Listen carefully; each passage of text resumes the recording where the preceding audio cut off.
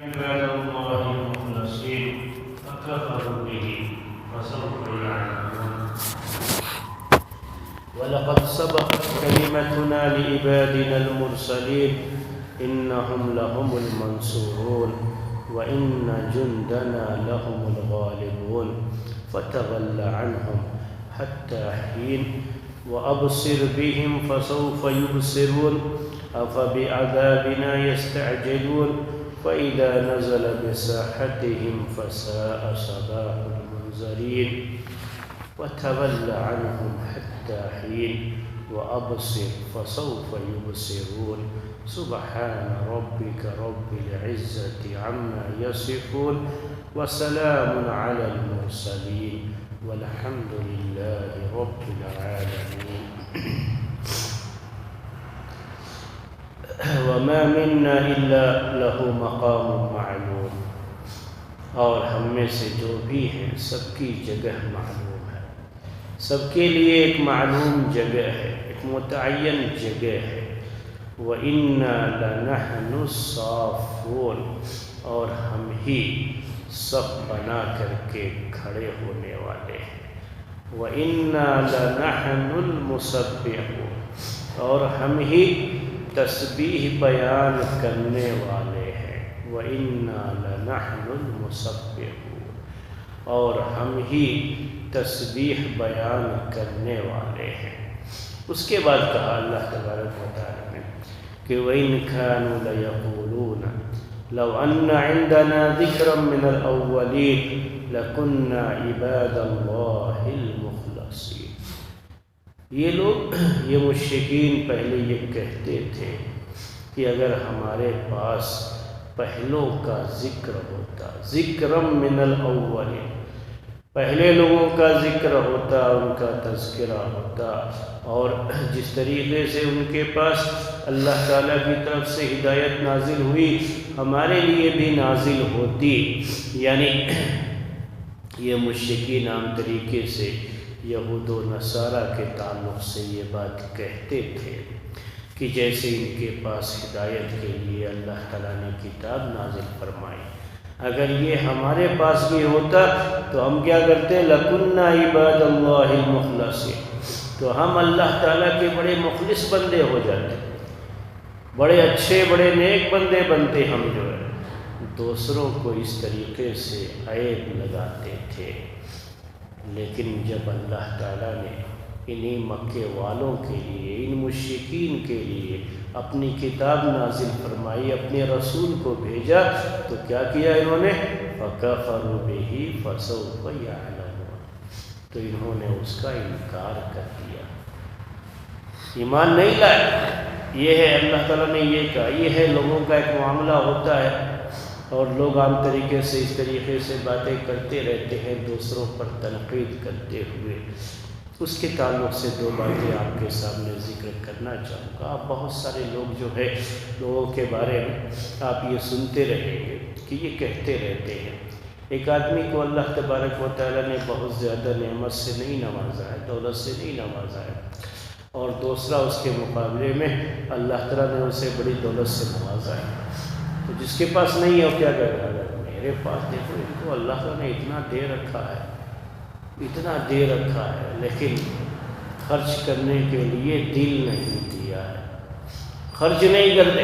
اگر میرے پاس ہوتی نا دولت، تب تو میں رات و دن جو ہے لٹا دیتا اللہ کے راستے میں۔ یہ باتیں آپ جو ہے سنیں گے لوگوں کو کہتے ہوئے، اور اس طرح کی باتیں لوگ کہتے رہتے ہیں۔ اس کے بعد کیا ہوتا ہے؟ اللہ تعالیٰ اگر اسی بندے کو دولت سے نواز دے جس نے یہ بات کہی، تو یاد رکھیے گا کہ وہ تو ایک پیسہ بھی خرچ کرنے والا، کتنا بھی نواز دے گا اللہ تعالیٰ وہ نہیں دے گا۔ وہ فطرت ہوتی ہے انسان کی، ویسی طبیعت ہوتی ہے انسان کی۔ یہ کہنے کی باتیں صرف ہوتی ہیں دوسروں کو دیکھ کر کے، دوسروں کو جو ہے سامنے رکھ کر کے آدمی ایسے کہتا رہتا ہے۔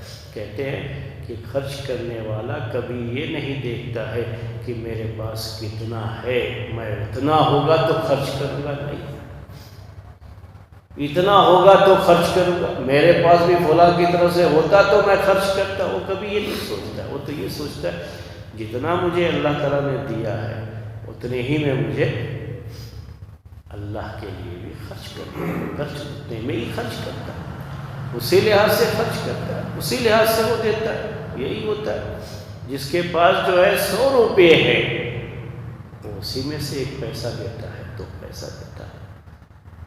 نہیں، ایسا نہیں ہوتا کہ نہیں میرے پاس 1 لاکھ آئے گا تب میں جو ہے اللہ کے راستے میں کچھ دوں گا، میرے پاس 1 کروڑ آئے گا تب میں جو ہے اللہ کے راستے میں کچھ دوں گا۔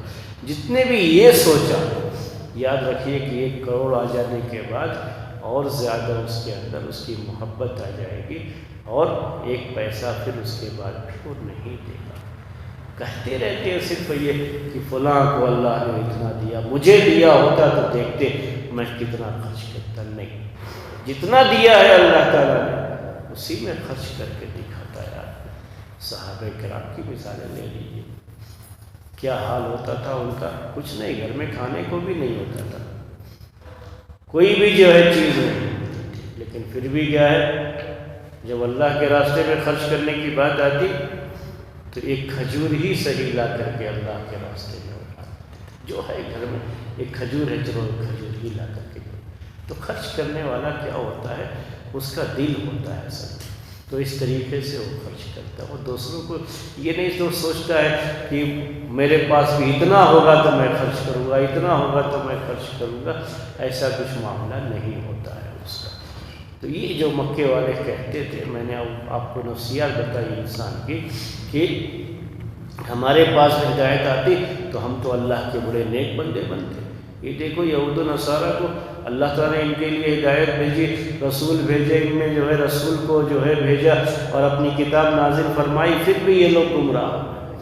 ہمارے ساتھ ایسا معاملہ ہوتا تو ہم گمراہ نہیں ہوتے، ہم تو اللہ کے بڑے نیک بندے بنتے۔ نہیں، ایسا کچھ نہیں ہے، ایسا کچھ نہیں ہے، بلکہ کیا ہے، یہ بھی انسان کی طبیعت ہوتی ہے۔ مکے والے بھی اگر چاہتے تو ان کی جو باتیں تھیں جو اللہ نے ان کے لیے نازل فرمائی تھی یہود و نصارہ کے لیے، یہ بھی اس کو سیکھ کر کے جو ہے سمجھتے اس میں سے۔ لیکن جب آدمی کے دل میں حق کو قبول کرنے کی بات ہوتی ہے نا، تو پھر وہ آدمی تحقیق بھی کرتا ہے، ریسرچ بھی کرتا ہے، پوچھتا بھی ہے، لوگوں سے معلوم بھی کرتا ہے، اور معلوم کر کے حق کی طرف پہنچتا ہے۔ وہ کبھی بھی اس طرح کی بات نہیں کہتا ہے کہ اگر ہمارے پاس ایسا ہوتا۔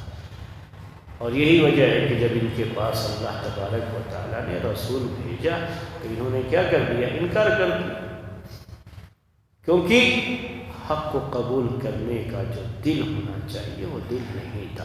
ہاں، اس میں بھی بہت سارے لوگ ایمان لے آئے، لیکن اکثریت نے کیا کیا؟ اس میں سے جو ہے انکار کیا، ستایا اللہ کے رسول صلی اللہ علیہ وسلم کو، آپ کے صحابہ کو ستایا۔ تو یہ ایک انسانی فطرت ہوتی ہے، دوسروں پر تنقید آدمی بہت آسانی سے کرتا ہے، بہت جو ہے بہت آسانی سے کرتا ہے۔ ہاں، اگر یہ چیز میرے ہاتھ میں ہوتی تو میں دیکھو کیسے کرتا ہے، اور کل کو ان کے ہاتھ میں آئے تو اس سے برا حال ہو جائے، اس سے بھی برا حال ہو جائے۔ تو یہ چیز نہیں ہونی چاہیے۔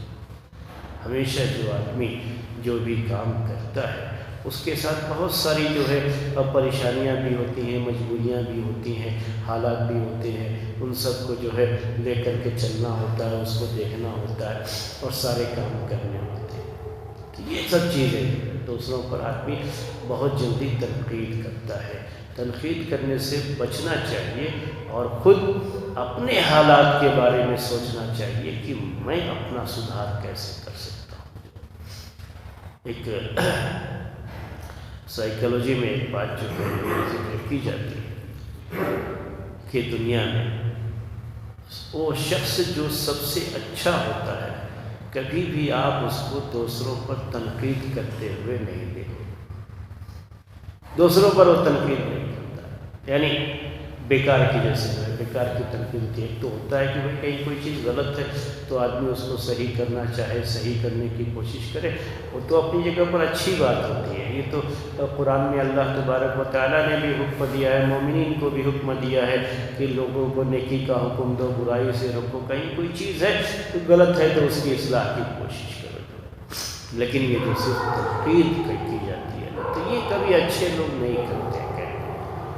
تو ایک مرتبہ پوچھا گیا ایک شخص سے ایسا کیوں ہے، تو انہوں نے کہا کہ کیونکہ جو ہمیشہ اچھا آدمی ہوتا ہے، اچھا کرنے والا ہوتا ہے نا، اس کے پاس وقت ہی نہیں ہوتا ہے کہ دوسروں کے لیے تنقید کرے۔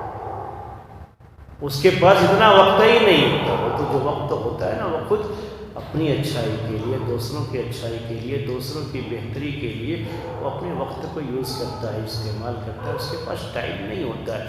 یہ جو بیکار کی تنقید کرنے والے ہوتے ہیں نا، یہ فالتو قسم کے لوگ ہوتے ہیں جن کے پاس کوئی کام نہیں ہوتا ہے سوائے اس کے، تو وہ جو ہے بیٹھ کر کے یہی کام کرتے رہتے ہیں۔ تو یہ ہمیشہ یاد رکھیے کہ کوئی بھی شخص اگر یہ کہتا ہے میرے پاس یہ چیز ہوتی تو دیکھو میں کیسا جو ہے یہ کرتا، تو سمجھو کہ وہ آدمی کبھی کچھ کرنے والا نہیں ہے۔ جو آپ کے پاس ہے، جتنی طاقت ہے، جتنا کچھ کر سکتے ہیں، اسی میں آپ کرنے کی کوشش کرو۔ کبھی یہ مت سوچو کہ یہ آئے گا تو یہ کروں گا، میرے پاس اتنا ہوگا تو یہ کروں گا، میرے پاس یہ ہوتا آئے گا تو میں یہ کروں گا، یہ کبھی مت سوچو۔ تو نہ اپنے ہاتھ سے ہوتا ہے۔ ہر آدمی اگر اپنا حصہ اس میں جو ہے بٹائے، وہ جو ہے اپنا حصہ لے، تو ہر کام صحیح طریقے سے ہوتا رہتا ہے، ہر کام ہوتا رہے گا۔ تو یہ چند باتیں تھیں اس آیت کے تعلق سے، اسی پر آج کا درس ختم کرتے ہیں۔ سبحان اللہ و بحمدہ، اشہد ان لا الہ الا انت، استغفرک و اتوب الیک۔